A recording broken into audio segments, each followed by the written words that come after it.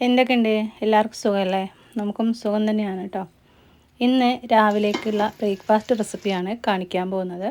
അരി അരച്ച് നമ്മൾ കുറച്ച് നേരം റെസ്റ്റ് ചെയ്യാൻ വെച്ചിട്ട് ഉണ്ടാക്കിയെടുത്തിട്ടുള്ളൊരു അപ്പത്തിൻ്റെ റെസിപ്പിയും അതുപോലെ തന്നെ ഈ അപ്പത്തിൻ്റെ കൂടെ കഴിക്കാൻ പറ്റിയ നല്ലൊരു ചിക്കൻ റെസിപ്പിയും ഈ വീഡിയോയിൽ കാണിക്കുന്നുണ്ട്.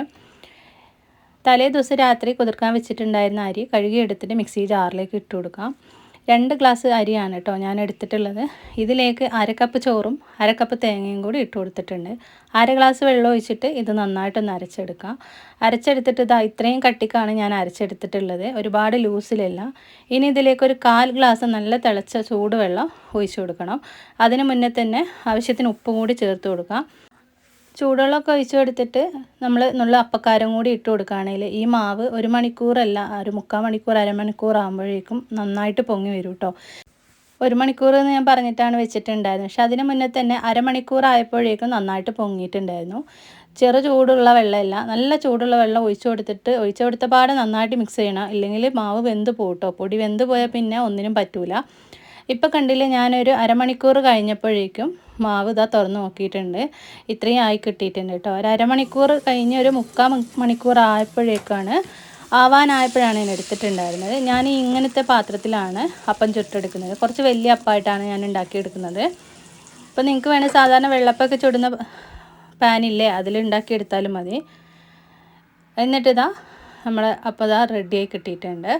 ഇതിൻ്റെ വക്കൊക്കെ നന്നായിട്ടൊന്ന് മുരിഞ്ഞ് കിട്ടാൻ വേണ്ടിയിട്ടാണ് ഞാനിങ്ങനെ ഓയിൽ തടവി കൊടുക്കുന്നത്. കുറച്ച് പഴയ പാത്രമാണ്, അപ്പോൾ അതിൻ്റെ അടിയിൽ ഒട്ടിപ്പിടിക്കുമോ എന്ന് വിചാരിച്ചിട്ടാണ് കേട്ടോ ഞാൻ എണ്ണ തേച്ച് കൊടുത്തത്.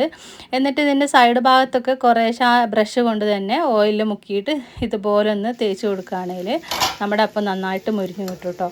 അപ്പോൾ ആ രീതിക്കാണ് ഞാനിതിവിടെ ചെയ്തെടുത്തിട്ടുണ്ടായിരുന്നത്. നല്ല അടിപൊളി അപ്പമായിട്ട് നമുക്ക് കിട്ടിയിട്ടുണ്ട് കേട്ടോ.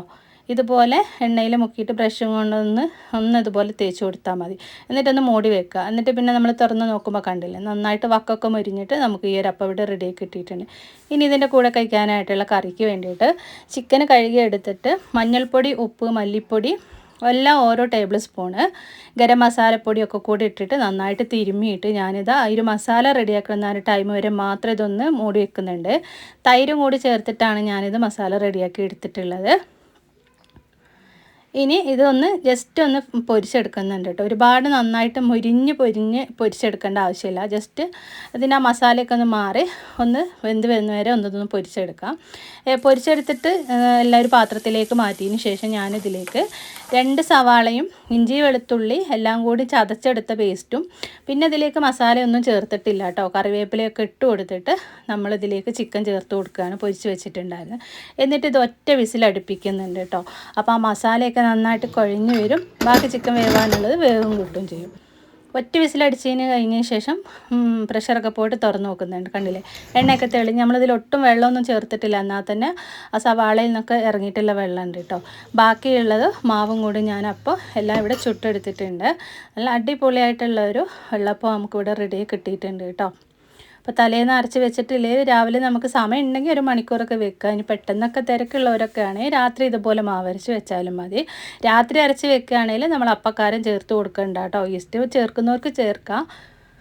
അങ്ങനെ ഇതാ എളുപ്പത്തിൽ ഉണ്ടാക്കിയെടുത്തിട്ടുള്ള നല്ലൊരു ചിക്കൻ കറിയും, ചിക്കൻ കറിയല്ല കേട്ടോ, ചിക്കൻ വരട്ടാണ്, നല്ലൊരു വെള്ളയപ്പത്തിൻ്റെ റെസിപ്പിയാണ് ഇന്നത്തെ വീഡിയോയിൽ കാണിച്ചിട്ടുള്ളത്. ഇഷ്ടമായ ലൈക്ക് ചെയ്യാനും അഭിപ്രായങ്ങൾ അറിയിക്കാൻ ഇതുപോലൊന്നും ഉണ്ടാക്കി നോക്കുകയും വേണേ.